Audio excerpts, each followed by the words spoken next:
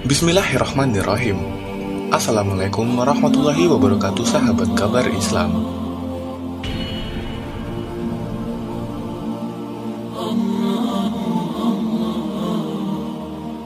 Assalamualaikum warahmatullahi wabarakatuh. Jangan lupa subscribe, like, and share. Bahwa ikhlas bertauhid itu puncak yang paling tinggi dalam keikhlasan. Karena ini puncaknya, maka ini yang paling menentukan. Ketika seseorang tidak ikhlas bertauhid, maka ini berpengaruh kepada turunan yang lainnya. Ibu rajin sholat, tapi mengerjakan syirik misalnya, hal yang tidak disukai oleh Allah, maka apa resikonya? Buka Quran surah keempat An-Nisa ayat 48. Quran surah ke-4 An-Nisa, contohnya ayat ke-48.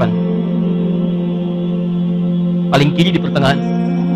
Innallaha la yaghfiru ay yushraka bihi wa yaghfiru ma duna dzalika liman yasha. Masyaallah. Ada orang pernah mabuk, ada orang pernah mencuri, dia tobat, diampuni. Atau ada orang pernah sholat, amal ibadahnya banyak, ada kesalahan-kesalahan ditimbang di akhirat, maka amal solehnya bisa menutup amal salahnya. Misal, maaf sekali ibu ya, walaupun mungkin ibu tidak seperti ini di luar tempat ini. Ya, di sini mungkin beda ya. Lihat sini. Ada orang yang selepas taklim mencela orang lain. Tuh ya, taklim kita yang paling hebat, paling bagus. Ya, di sana belum tentu ahli surga ya. Bisa. Begitu kalimat itu disampaikan, maka pahala taklim ibu dipindahkan kepada orang tadi. Di akhirat ditukar nanti. Tu'khadhu hadza min hasanati wa hadza min hasanati. Pahalanya ditutupkan kepada dosanya. Ya, baik ya. Jadi yang mencela, yang ghibah, yang macam-macam ditutup dengan kebaikan-kebaikannya. Tapi kalau syirik yang satu ini, misal, ini orang sholat, puasa, zakat, banyak sedekah, berbuat yang tadi nggak pernah mencela, tidak pernah korupsi, tidak pernah mencuri, cuman syirik misalnya, syirik, maka cukuplah satu dosa itu untuk menggugurkan semua amalannya. Adapun tentang dosa, innallaha la yaghfiru ay yushraka bihi. Allah tidak mengampunkan dosa syirik. Jadi Pak Ustadz, orang yang syirik itu tidak diampuni, tidak diampuni. Syirik merupakan perbuatan yang sangat dibenci oleh Allah Subhanahu wa Ta'ala.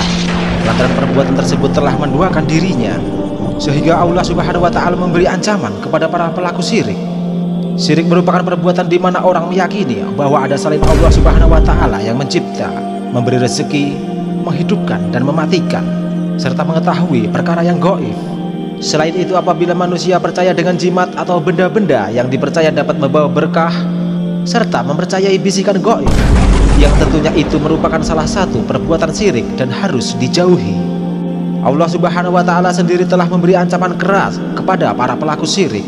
Dan berikut adalah 10 bahaya dan ancaman dari perbuatan syirik. Yang pertama, menghancurkan semua amalan. Allah Subhanahu wa Ta'ala berfirman, itulah petunjuk Allah, yang dengannya memberi petunjuk kepada siapa yang dikehendakinya di antara hamba-hambanya. Seandainya mereka menyekutukan Allah, niscaya lenyaplah dari mereka amalan yang telah mereka kerjakan. Dan yang kedua, hilangnya rasa aman di dunia dan di akhirat. Allah Subhanahu wa Ta'ala berfirman, orang-orang yang beriman dan tidak mencampur adukan iman mereka dengan kezaliman atau syirik, mereka itulah yang mendapat keamanan, dan mereka itu adalah orang-orang yang mendapat petunjuk. Dan yang ketiga, dosa syirik tidak terampuni. Allah Subhanahu wa Ta'ala berfirman, sesungguhnya Allah tidak akan mengampuni dosa syirik, dan Dia mengampuni segala dosa selain dosa syirik bagi siapa yang dikehendakinya. Barang siapa mempersekutukan Allah, maka sungguh ia telah berbuat dosa yang besar. Dan yang keempat, pelaku syirik kekal dalam neraka. Allah Subhanahu wa Ta'ala berfirman, sesungguhnya orang-orang yang kafir, yakni ahli kitab dan orang-orang yang musyrik, akan masuk ke neraka jahanam. Mereka kekal di dalamnya. Mereka itu adalah seburuk-buruknya makhluk.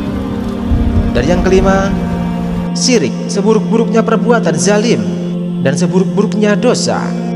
Allah Subhanahu wa Ta'ala berfirman, barang siapa yang mempersekutukan Allah, maka sungguh ia telah berbuat dosa yang besar. Dan yang keenam, sholatnya tidak akan diterima selama 40 hari atau 40 malam.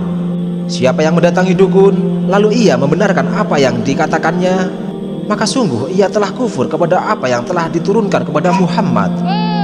Dan yang ketujuh, Rasulullah Shallallahu Alaihi Wasallam bersabda, maukah kamu aku beritahu tentang sesuatu yang menurutku lebih aku khawatirkan terhadap kalian daripada fitnah Al-Masih Dajjal?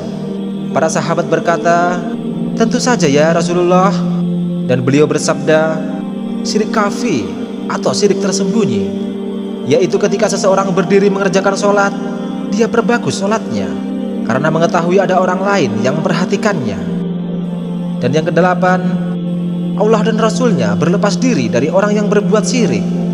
Allah Subhanahu wa Ta'ala berfirman, dan inilah suatu pemakluman dari Allah dan Rasulnya kepada umat manusia pada hari Haji Akbar, bahwa Allah dan Rasulnya berlepas diri dari orang-orang musyrik. Dan yang kesembilan, diharamkan surga bagi para pelaku syirik. Allah Subhanahu wa Ta'ala berfirman, sesungguhnya orang yang mempersekutukan Allah, maka pasti Allah akan mengharamkan surga baginya, dan tempat kembalinya ialah neraka. Tidak ada bagi orang-orang yang zalim itu seorang penolong pun. Dan yang ke-10, doanya tidak terkabulkan. Demi zat jiwaku yang berada di tangannya, hendaknya kalian beramar ma'ruf dan nahi munkar, atau jika tidak, niscaya Allah akan mengirimkan siksa dari sisinya kepada kalian. Kemudian kalian memohon kepadanya, namun doa kalian tidak lagi dikabulkan. Karena sifat Allah itu rahmatnya lebih luas dibandingkan dengan adabnya. Anda salah Pak, sebanyak-banyaknya dosa, kalau tobat masih diampuni Pak.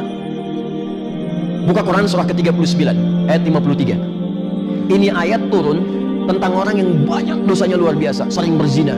Zina itu kan termasuk dosa besar, ya setara dengan pembunuhan, ya setara dengan bagian pertamanya ada kemusyrikan tingkat pertamanya. Makanya orang yang menghalalkan zina itu dihukumi murtad oleh para ulama. Sengaja menghalalkan dihukumi murtad, ya karena tingginya dosa itu, zina, kemusyrikan, pembunuhan. Tiba-tiba turun ayat ini, kalimatnya indah sekali. Qul ya ibadiyalladzina asrafu ala anfusihim la taqnatu min rahmatillah. Kata Allah Muhammad SAW, katakan pada hamba-hamba yang menghukumi dirinya banyak dosa sehingga dia merasa pesimis dengan rahmat Allah. Saya kayaknya udah nggak mungkin masuk surga nih. Udah mukanya udah muka neraka begini nih. Perbuatannya udah jerumus sesat nih. Udah hitam melumpur tubuh saya. Kata Allah, katakan kepada orang-orang itu, jangan putus asa dari rahmat Allah. Innallaha yaghfiru dzunuba jami'a. Allah akan ampuni semua dosa dia yang pernah dia kerjakan sepanjang dia mau tobat. Dimohon maaf Pak, kalau Allah sudah tawarkan yang seperti itu, pernahkah Anda membunuh, Anda pernah mabuk, pernah zina? Kata Allah, kalau kamu tobat, saya ampuni sepanjang kamu pengen tobat. Kalau sudah dengan tawaran itu gak mau tobat juga, berarti yang salah Andanya, bukan Allahnya. Makanya benar kata Nabi, semua umatku akan masuk surga illa man aba, kecuali yang gak pengen.